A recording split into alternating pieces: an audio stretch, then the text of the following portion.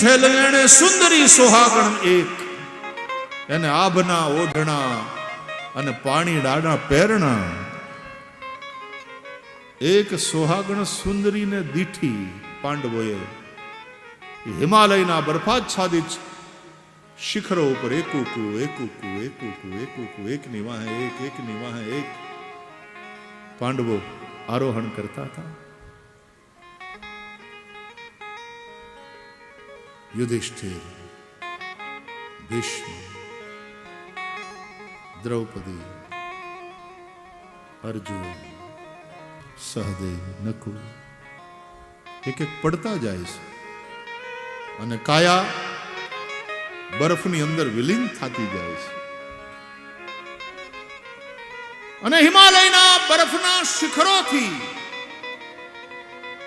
સૌંદર્ય છટાને વિખેરતી એ રમણીય પ્રકૃતિ, પણ એમાં એક સોહાગણ સુંદરી, એને આભનું ઓઢણું ઓઢ્યું હતું, પાણીડાના પેરણા પહેર્યા હતા. પાણીડાના પેરણા. સમુદ્ર વસને દેવી. કોણ હતી સોહાગણ સુંદરી? તકે પૃથ્વી માતા ધરણી દેવી, સમુદ્ર વસને દેવી, પર્વત સ્તન મંડલે. એ ધરણી માતા હતા. અને એણે પૂછ્યું પાંડવોને, કેમ આમ પગપાળા? ક્યાં ગયા બાણ? ક્યાં ગયું પેલું ગાંડીવ ધનુષ? કેમ સત્તાનો મુગટ માથે નથી? બોલો રથ ક્યાં જેમાં બેહીને લડ્યા અને જીત્યા? એના ભ્રમમાં તમે જીવ્યા. એ પાંડવો, મારા માટે માણસો બાધી બાધી મરી જાય છે, કપાય મરે છે, પણ હું કોઈની થઈ નથી ને હું કોઈની થવાની નથી. આમ કહીને એ દેવી અંતર્ધ્યાન થઈ ગઈ. એ પૃથ્વી છે. હેઠા માટે થઈને ભાઈ ભાઈની વચ્ચે ધારિયા ઉલ્લે ઢીમ ઢાળી દે, હત્યા કરી નાખે જમીન માટે થઈને. પણ પોતે મરે ત્યારે અંતે દફનાવે તો એ કેટલી જગ્યા જોઈને એમાં માટી માટી થઈ જાય. કાંઈ હાથે નથી લઈ જતા. જે ધરતી માટે થઈને માર્યા, મર્યા, જેલમાં ગયા, ગુજરી ગયા, અંતે રાખ. રાખ છે એ જ પરિણામ છે. પહેલા દિવસે કીધેલું, ભાગવત કહે છે, કૃમિવિડ ભસ્મ સંજ્ઞાંતમ શરીરમ ઇતિ કથ્યતે. કાને દાટી દેશો તો કીડા થઈ જશે, કાંઈ શરીરને જળમાં સમાધિ આપશો તો જળચરો ખાઈ જશે ને વિષ્ટા થશે, અને કાંઈને બાળી નાખશો તો એ રાખ થશે. આ જ પરિણામ છે શરીરનું. અને એવા એ નશ્વર શરીરથી કર્મ કરીને તમે કયું શાશ્વત સુખ ઈચ્છો છો? એ સુખ ભૂખડાઓ ઋષિઓ રાડ પાડી પાડીને સમજાવે છે, જગાડે છે. તમારા સુખની એ ભૂખમાં જ તમે દુઃખને નોતરા દ્યો છો. સુખમસ્તિ વિરક્તસ્ય મુનેઃ એકાંત જીવિનઃ. સુખી તો છે વિરક્ત મુનિ, એકાંતમાં રહેનારા, જેને કાંઈ જોતું નથી. ધન માટે ને ધરતી માટે જર જમીનને જોરું, એ ત્રણ કજિયાના છોરું માણસ લડી લડીને મરી જાય છે. સુખી થવા માટે થઈને એવા એવા કર્મ કરે કે અંતે દુઃખી થાય છે. માણસ જેવું બુદ્ધિશાળી પ્રાણી કોઈ નહીં, માણસ જેવું મૂર્ખું પ્રાણી પણ બીજું નથી.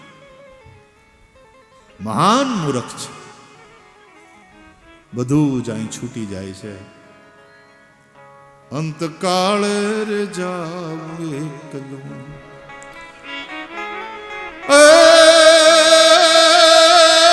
સંસાર ધુમાડાના એ બાચકા, સાથે આવે નહીં કોઈ, સાથે આવે નહીં કાંઈ.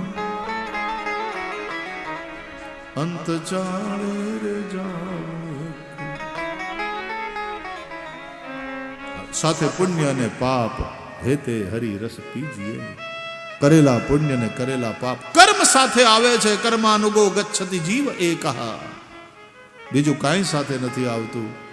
પણ માયામાં લપેટાયેલો માણસ આ સમજતો નથી. ધન માટે, જમીન માટે, સ્ત્રીમાં આસક્ત થઈને એવા ખોટા ખોટા કામ કરી બેસે છે.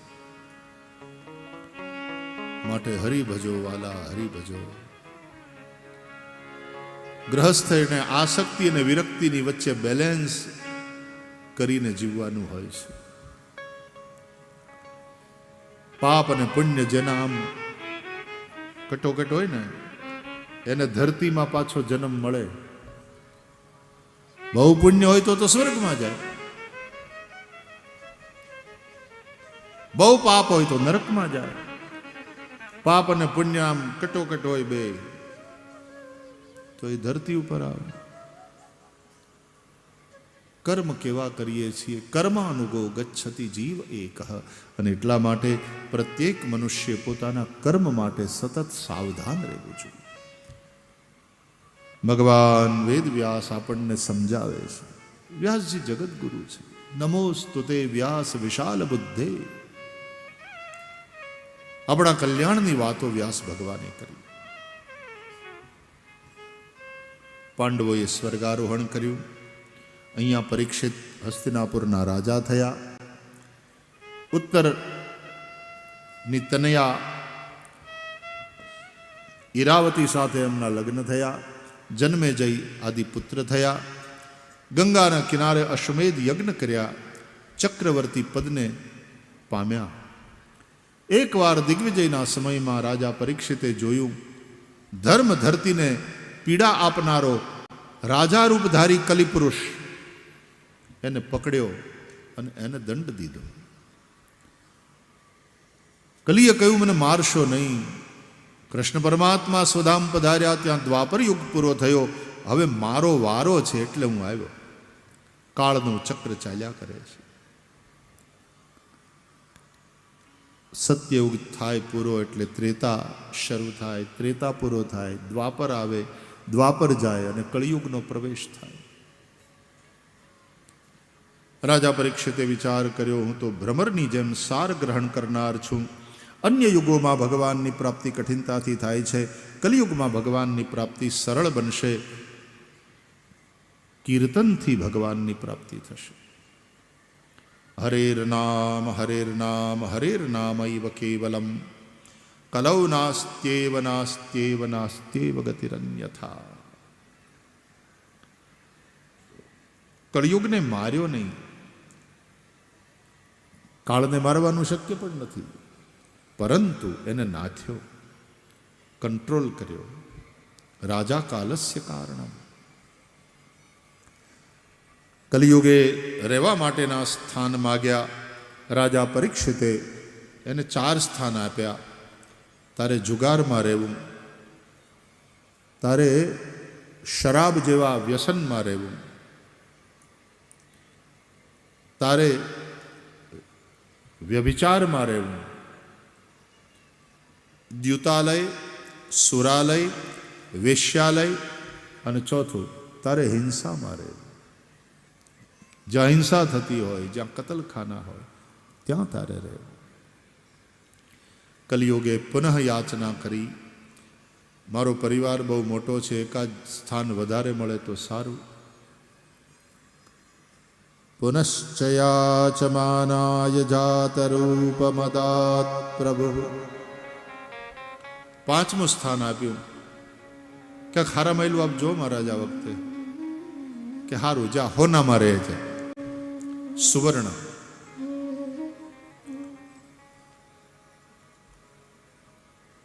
અહીંયા સુવર્ણથી અર્થ લેવાનો છે ધન.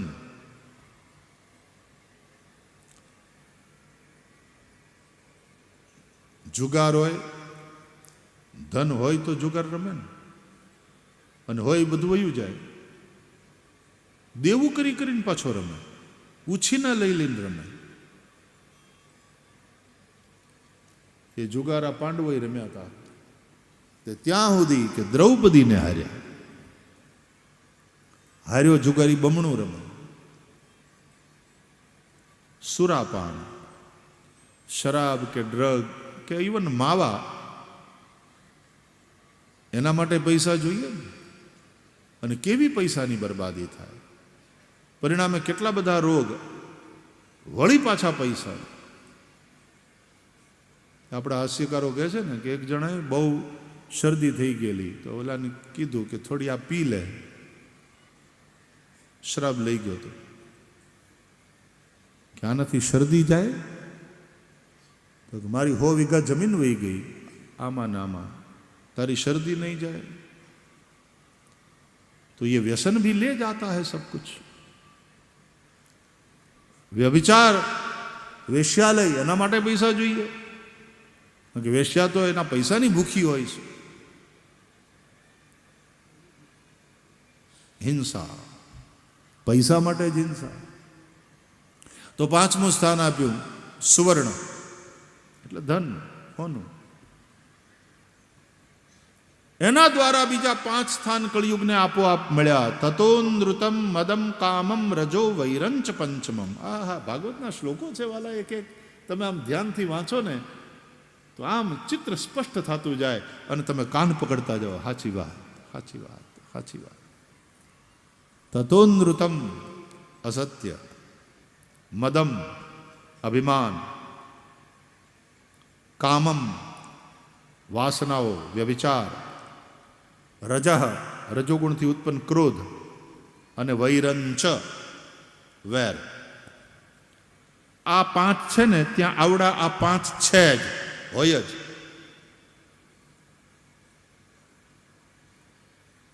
એટલે 5 ને 5 થયા 10. આ 10 એ કળિયુગના રહેવાના ઠેકાણા છે. નક્કી આપણે કરવાનું કે કૃષ્ણને મળવું છે કે કળિયુગને મળવું છે. કૃષ્ણ સાથે એપોઇન્ટમેન્ટ હોય કથામાં આવો કે દ્વારકા પધારો, અને કળિયુગ સાથે એપોઇન્ટમેન્ટ હોય તો આ 10 જગ્યા છે, કળિયુગનું એડ્રેસ છે. એટલા માટે ભાગવતકાર કહે છે કે આનાથી આઘું રહેવું, આ 10 સ્થાનથી દૂર રહેવું. અને એમાંય ખાસ કરીને વિશેષતઃ ધર્મગુરુ જે હોય, વિશેષતઃ ધર્મશીલ, અથવા તો જે ધાર્મિક પોતાની જાતને માનતો એવા સજ્જન લોકો, વિશેષતઃ ધર્મશીલ, રાજા, રાજાએ દૂર રહેવું. રાજા એટલે જે પણ ઊંચા પદ ઉપર હોય, ઘરમાં પરિવારમાં ઊંચા પદ ઉપર જે પુરુષ હોય તે, ગામમાં ઊંચા પદ ઉપર સરપંચ જેવા હોય એ, તાલુકા પંચાયત પ્રમુખ, જિલ્લા પંચાયત પ્રમુખ, જે પણ પ્રમુખ હોય, રાજ્યનો વડો, દેશનો વડો, જે પણ રાજા, વિશેષતઃ ધર્મશીલ, ધર્મશીલ એવા સજ્જનો, જે રાજા હોય એ, લોકપતિ, જે સમાજના આગેવાનો હોય એ, અને ગુરુ. ગુરુઓ ધર્મગુરુઓ પણ કહેવાય. અને ગુરુ ઘરમાં મોટા, સમાજમાં મોટા, એ પણ ગુરુ કહેવાય. યદ્યદાચરતી શ્રેષ્ઠ તત્તદેવેતરો જનઃ સ યત પ્રમાણમ કુરુતે લોકસ્તદનુ વર્તતે. એટલા માટે આટલા જે બધા આગેવાનો હોય, કહેવાતા મોટા હોય, એ બધાએ તો કળિયુગના આ સ્થાનથી દૂર રહેવું જ. કાંડા ઘડિયાળ ખોટો સમય બતાવે તો તમે એપોઇન્ટમેન્ટ ચૂકી જાઓ, ટ્રેન ચૂકી જાઓ, તમારું પ્લેન છૂટી જાય. પણ જો શહેરના ટાવરની ઘડિયાળ ખોટો ટાઈમ બતાવે, બધા એને આધારે તો જોઈ જોઈને પોતાની ઘડિયાળના ટાઈમ સેટ કરતા હોય. હવે તો ટાવર લગભગ રહ્યા જ નથી, ઊભા છે પણ ઘડિયાળું હાલતી નથી. એટલે હવે મોબાઈલ ઉપર જ તે અને ઇન્ટરનેટવાળો એકદમ એક્યુરેટ ટાઈમ મળે. કમ્પ્યુટર ને મોબાઈલને એટલા માટે બનાવ્યા હતા ટાઈમ બચે, પણ એ જ ટાઈમ ખાઈ ગયા. એમ લાગતું હતું કે આનાથી ટાઈમ બચશે, એ જ ટાઈમ ખાઈ જાય. અત્યારે બાપાને ટાઈમ નથી છોકરા હારે વાત કરવાનો, છોકરાને ટાઈમ નથી બાપા બોલાવે તો હાથ દઈ, હાથ સાંભળી બાપાની પાસે જવાનો. પત્ની પાસે ટાઈમ નથી પતિ માટે, પતિ પાસે ટાઈમ નથી પત્ની પાસે, મમ્મી પાસે ટાઈમ નથી છોકરા માટે, મોબાઈલ જોતી જોતી ઓલાને ખવડાવે તો મોઢામાં નાખવાને બદલે કાનમાં નાખી દે ચમચી. ખવડાવે ઓલાને અને મોઢું મોબાઈલમાં. એક જણો મને પૂછતો હતો, આ ભગવાનને જ્યારે ભોગ લગાવવામાં આવે ત્યારે મોઢા આડો હાથ રાખવાનું તમે લોકો કયો ને, આ હાથે આમ જમાડો, ભગવાનને જમાડો, પંચ પ્રાણ ને પંચ આહુતિ આપો, તો બરાબર આ તો જમાડવાનો ભાવ થયો. એટલે આમ નહીં કરો, આમ ન જમાડે, જાઓ જાઓ એમ થાય. આનો અર્થ જાઓ જાઓ, ઘર ભેગા થાવ એવું કહેવાય ભગવાનને. જમાડવાનું, ખાવ ખાવ એમ, જાઓ જાઓ નહીં, ખાવ ખાવ, જમો જમો. પ્રાણાય સ્વાહા અપાનાય સ્વાહા, કોળિયા ભગવાનને મોઢામાં આપવાના. પણ આ હાથ આમ મોઢા આડો શું કામ રાખવાનો કે પ્રાણાય સ્વાહા અપાનાય સ્વાહા એવું બોલો ને ત્યારે થૂંક ઉડે, એ પછી ઓલી ભોગ સામગ્રીમાં ન પડે. આપણા સંત આપણા સદગુરુ સાથે વાત કરતી વખતે પણ મોઢા આડો હાથ રાખવો જોઈએ, મર્યાદા તો એ છે. તમે દક્ષિણ ભારતમાં જાઓ ને તો ત્યાં સાધુ સંતોની પાસે કંઈક વાત કરવાની હોય તો લોકો આ પ્રમાણે ઝૂકી નમસ્કાર કરી મોઢા આડો હાથ રાખીને બોલે. અને અહીંયા આપણે ગુરુજીને અભિષેક કરતા હોઈએ થૂંકનો, હાવ નજીક જઈને એવી રીતે બોલીએ, થૂંકનો અભિષેક થાય ગુરુજી ઉપર. તો ये भाव है कि આમ હાથ આડો રાખવા, ડાબો હાથ આડો રાખી અને જમણે હાથે જમાડવા. દરેક વિધિઓ, દરેક રિવાજો એની પછવાડે કંઈ ને કંઈ ઊંડું ચિંતન છે.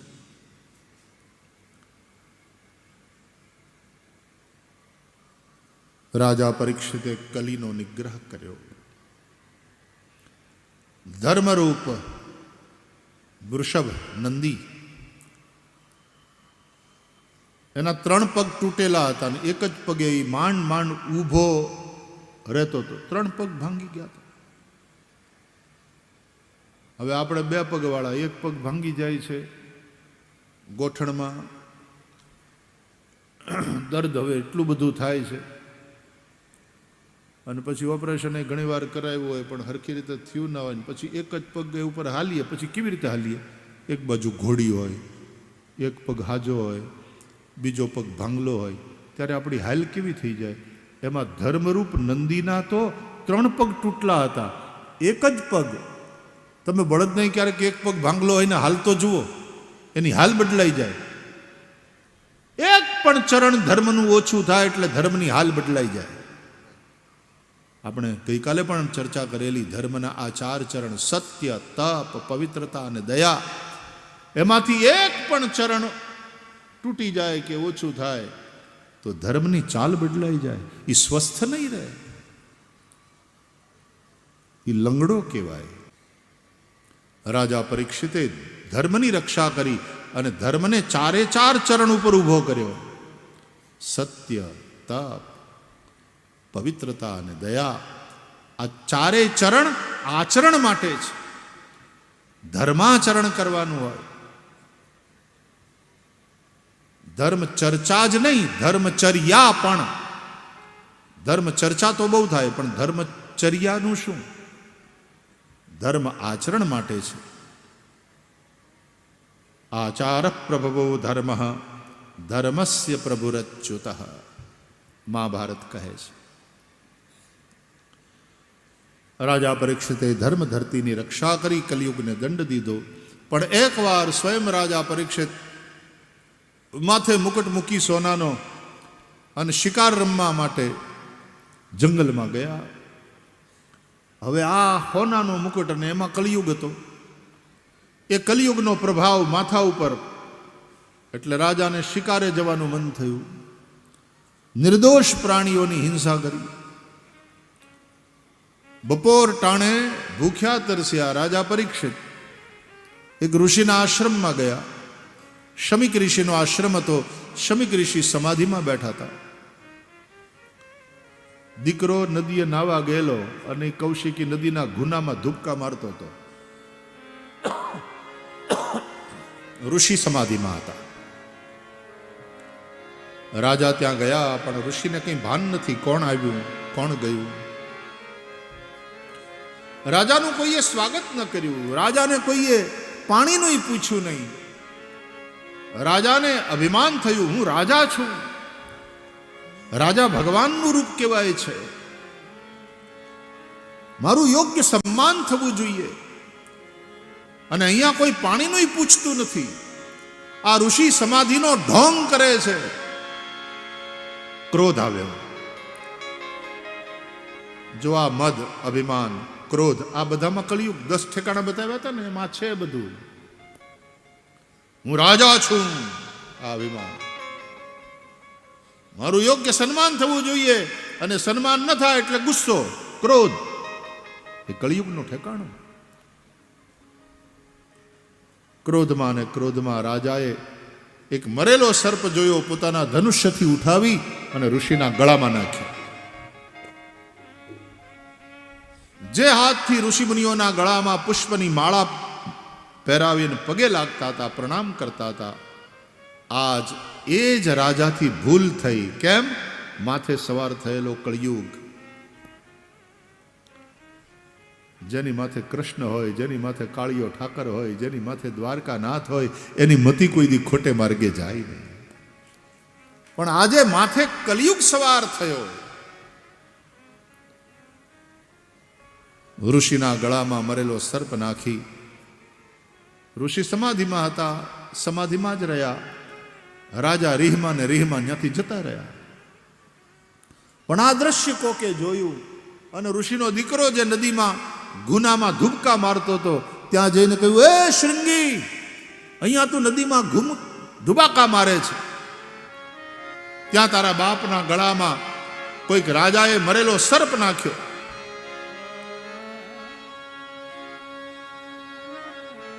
ઋષિના દીકરાને રીસ ચડી. રાજાઓ આવું કામ કરે?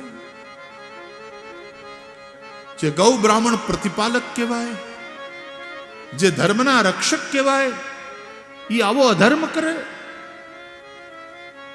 કોઈક બીજો આવો અપરાધ કરે તો આપણે જઈ રાજ દરબારમાં રાજાની પાસે રાવ કરીએ. પણ સ્વયં રાજા આવું કરે, વાડ ચીબડા ગળે, તો કોને કેવું? આ રાજાઓ સત્તા અને સંપત્તિના અભિમાની થયા છે. એને ખબર નથી કે સત્તાના બળ કરતા સાધનાનું બળ, તપનું બળ શ્રેષ્ઠ છે. સંપત્તિનું બળ કે સત્તાનું બળ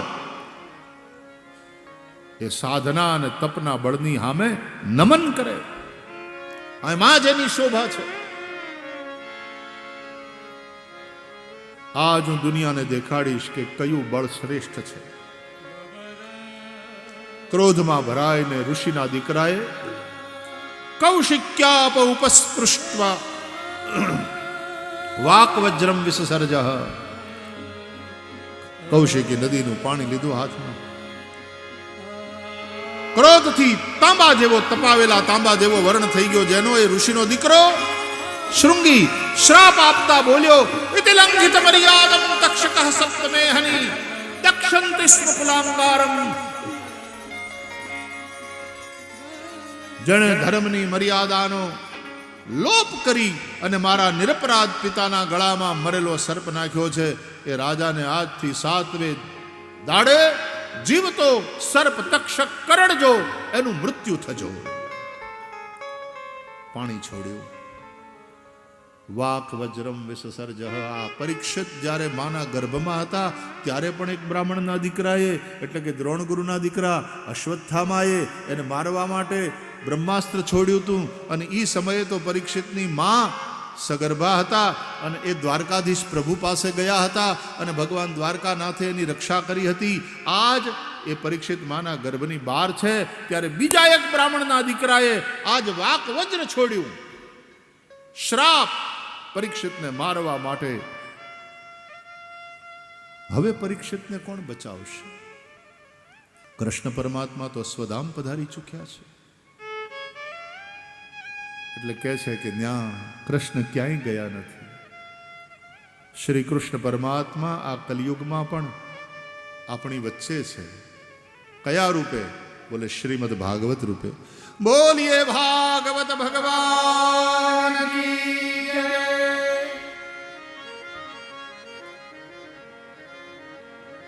શ્રીમદ ભાગવતાખ્યોયમ પ્રત્યક્ષ કૃષ્ણ એવ હિ. આ શ્રીમદ ભાગવત રૂપે પ્રત્યક્ષ શ્રી કૃષ્ણ છે.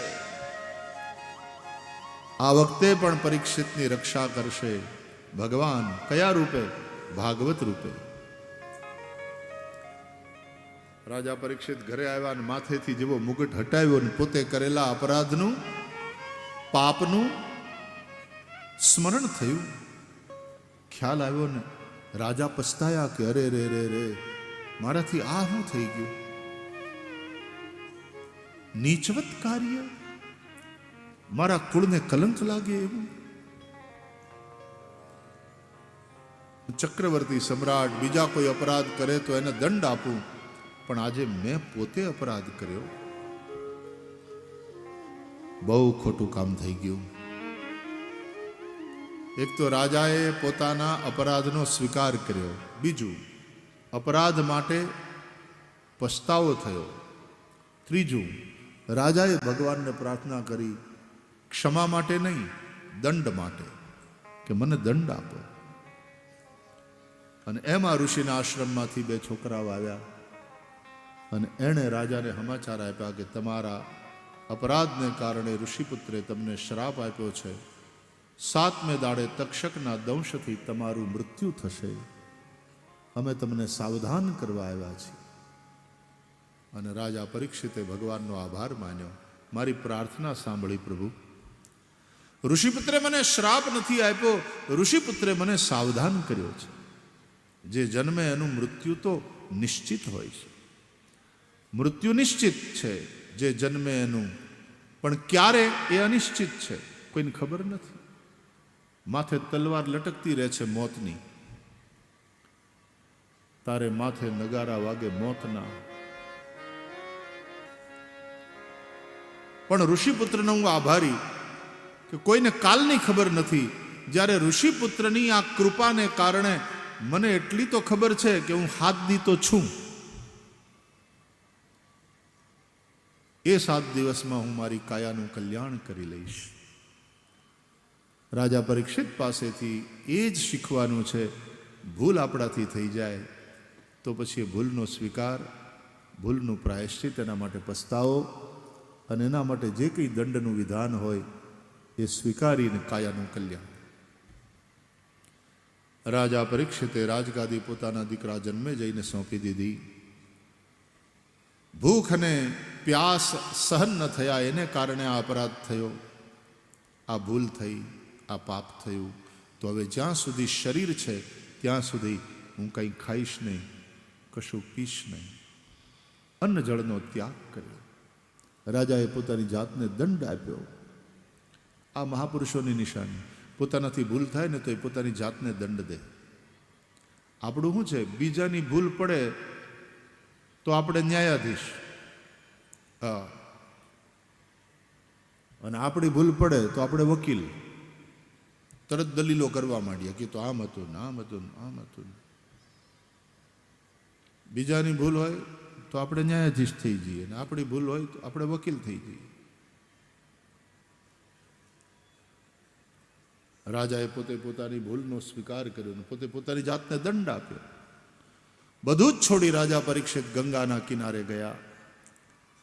ગંગા સ્નાન કરીને બેઠા. આજુબાજુના આશ્રમમાંથી અનેક ઋષિમુનિઓ પધાર્યા. રાજાને શ્રાપ થયો છે સાંભળી રાજાને સત્સંગ આપવા માટે આવ્યા. રાજા પરીક્ષિતે એ બધાનું સ્વાગત કર્યું, પ્રણામ કર્યા, પૂજન કર્યું અને પૂછ્યું કે હે મુનિઓ, હે ઋષિઓ, જેનું મોત નજીક હોય એ જીવાત્માએ શું કરવું જોઈએ? મને સમજાવો. અને દરેક જીવ જેની સામે લાંબુ જીવન છે, સ્વસ્થ જીવે છે, એનું કર્તવ્ય શું છે?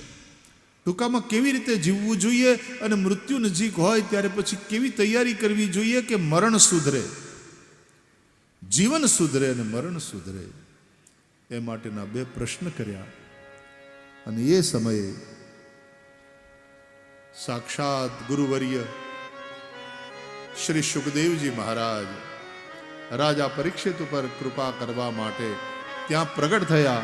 તત્ર ભવત ભગવાન વ્યાસપુત્રો યદૃચ્છયા ગામ અટમાનો નપેક્ષઃ અલક્ષલિંગો નિજલાભ તુષ્ટો વૃતશ્ચ બાલૈરવધૂત વેશઃ. ત્યાં શ્રી સુખદેવજી મહારાજ પ્રગટ થયા. બોલીએ શ્રી સુખદેવજી મહારાજ કી જય. રાજા પરીક્ષિત સુખદેવજીના શરણે ગયા અને પછી શ્રી સુખદેવ જેવા સદગુરુ પ્રાપ્ત થયા છે. આવો સમર્થ સદગુરુ હોય અને યોગ્ય શિષ્ય હોય તો ભગવાનને ભેટો કરાવી જ દે, એમાં વાર ન લાગે. બીજા સ્કંદથી શ્રી સુખદેવજીએ રાજા પરીક્ષિતને ઉપદેશની શરૂઆત કરી. વરીયાન એષતે પ્રશ્ન કૃતો લોકહિતમ નૃપ આત્મવિત્સમ્મતઃ પુંસામ શ્રોતવ્યાદિષુ યઃ પરઃ શ્રોતવ્યાદીનિ રાજેન્દ્ર નૃણામ સંતિ સહસ્રશઃ અપશ્યતામ આત્મતત્વમ ગૃહેષુ ગૃહમેધિનામ નિદ્રયાર્યતે નક્તમ વ્યવાયેન ચ વાવયઃ દિવાચાર્થે હયા રાજન કુટુંબ ભરણેન વા. તસ્માદ્ ભારત સર્વાત્મા ભગવાન ઈશ્વરો હરિ શ્રોતવ્યઃ કીર્તિતવ્યશ્ચ સ્મર્તવ્યશ્ચેચ્છતા ભયં. બીજો સ્કંદ, એમાં જ્ઞાનોપદેશ કર્યો સુખદેવજીએ. બીજે શ્રી સુખદેવે જ્ઞાન કહ્યું ભારી.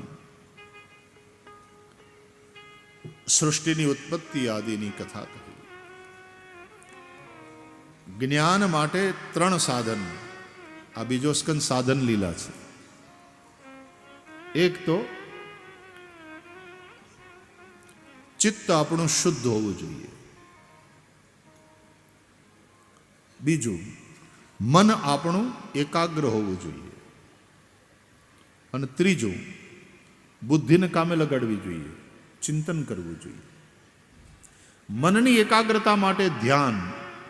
ધ્યાન પ્રકરણમાં સ્થૂલ ધ્યાન અને સૂક્ષ્મ ધ્યાનની વિધિ બતાવી સુખદેવજીએ.